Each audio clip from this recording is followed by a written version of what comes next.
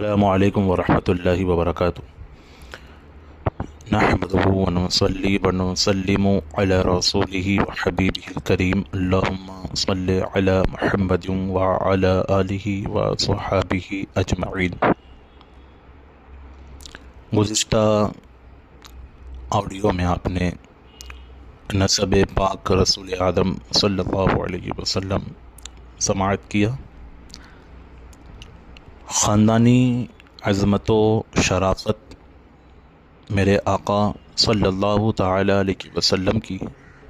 بڑی اعلیٰ شان کی تھی۔ چنانچہ آپ کے دادا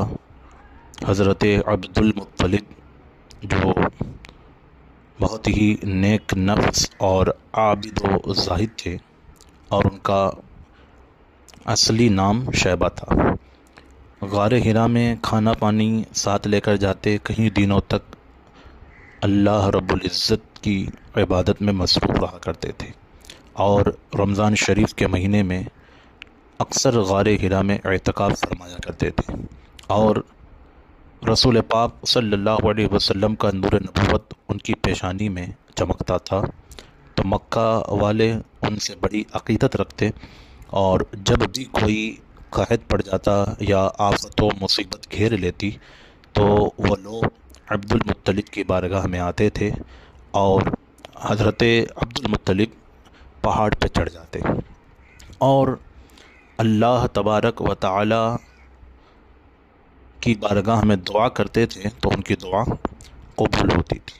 گویا کہ وہ مستجاب الدعوات بھی تھے، یعنی وہ کہ جن کی دعا قبول ہو جائے۔ چنانچہ اصحاب فیل کا جو واقعہ پیش آیا، یعنی یمن کا بادشاہ حضور پاک صلی اللہ علیہ وسلم کی آمد اور آپ کی ولادت باسعادت سے تقریباً 55 دن پہلے ہاتھیوں کی فوج کو لے کر کعبہ گرانے کے لیے معاذ اللہ حملہ آور ہوا، اور وہ یہ سوچتا تھا کہ میں خانہ کعبہ کو گرا دوں گا، لیکن اسے نہیں معلوم کہ یہ خانہ کعبہ بیت اللہ ہے، یعنی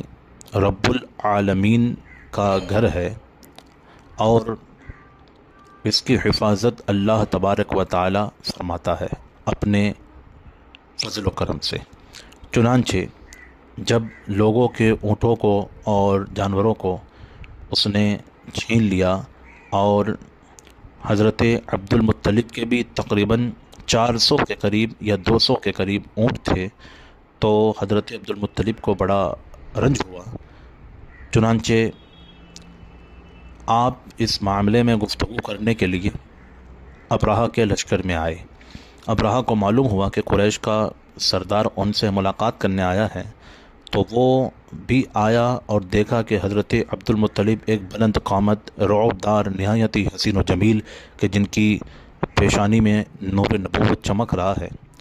وہ آپ کی پیشانی کو دیکھ کر اور آپ کی صورت پاک کو دیکھ کر مرعوب ہو گیا، یعنی آپ کا شیدائی ہو گیا۔ چنانچہ بہت ساری باتیں ہوئیں، اور اس کے بعد حضرت عبد المطلب رضی اللہ تعالی عنہ نے کہا کہ یہ کعبہ میرا گھر نہیں ہے، یہ تو خدا کا گھر ہے، اور ہم یہ اچھی طرح جانتے ہیں کہ اللہ اپنے گھر کی اپنے فضل و کرم سے حفاظت فرمائے گا۔ پھر آپ نے کہا میرے اونٹوں کو چھوڑ دیا جائے، میرے جانوروں کو اور اہل عرب کے جانوروں کو چھوڑ دیا جائے، ورنہ تم سے انتقام اللہ تبارک و تعالی لے گا۔ اور اس کے بعد آپ نے دعا فرمائی پہاڑ پہ چڑھنے کے بعد کہ اے اللہ، ابرہہ جو پریشان کرنا چاہتا ہے اور ہمارے اونٹوں کو لے کر ہم سب کو تکلیف پہنچانا چاہتا ہے، تو اس سے انتقام لے، یعنی اس کو اس کے انجام تک پہنچا۔ پھر ہوا ایسا کہ ہر شخص اپنے اپنے گھر کی حفاظت کرتا ہے، لہذا اے پروردگار تو بھی اپنے گھر کی حفاظت فرما، اور عیسائیوں کے مقابلے میں اپنے اطاعت شعاروں کی مدد فرما۔ حضرت عبد المطلب نے یہ دعا مانگی اور اپنے خاندان والوں کو لے کر پہاڑ کی چوٹی پہ چڑھ گئے۔ خدا کی قدرت کہ ابرہہ جب صبح کو کعبہ ڈھانے کے لیے اپنے لشکر جرار اور ہاتھیوں کی قطار کے ساتھ آگے بڑھا، اور مقام مغمس میں پہنچا، خود اس کا ہاتھی جس کا نام محمود تھا ایک دم بیٹھ گیا۔ اس نے مارا، للکارا، پچکارا، مگر ہاتھی نہ اٹھا۔ اسی حال میں قہر الہی ابابیلوں کی شکل میں نمودار ہوا اور پرندوں کے جھنڈ جن کے چونچ اور پنجوں میں 3 کنکریاں تھیں، سمندر کی جانب سے حرم کعبہ کی طرف آنے لگے، اور ابابیلوں کے ان دل بادل لشکروں نے ابرہہ کی فوجوں پر اس زور و شور سے سنگباری شروع کی آن ابرہہ کے لشکر اور اس کے ہاتھیوں کے پرخچے اڑ گئے، اور ابرہہ پریشان ہو کر ہمت ہار گیا۔ اللہ تبارک و تعالی نے قرآن مجید سورہ فیل میں اس مکمل واقعے کا ذکر فرمایا۔ الم تر کیف فعل ربک باصحاب الفیل، اے محبوب کیا آپ نے نہ دیکھا کہ آپ کے رب نے ان ہاتھی والوں کا کیا حال کر ڈالا۔ الم یجعل کیدہم فی تضلیل،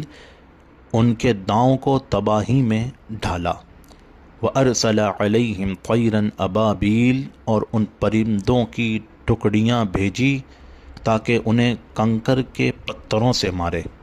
ترمیہم بحجارۃ من سجیل، تاکہ انہیں کنکر کے پتھروں سے مارے۔ فجعلہم کعصف مأکول،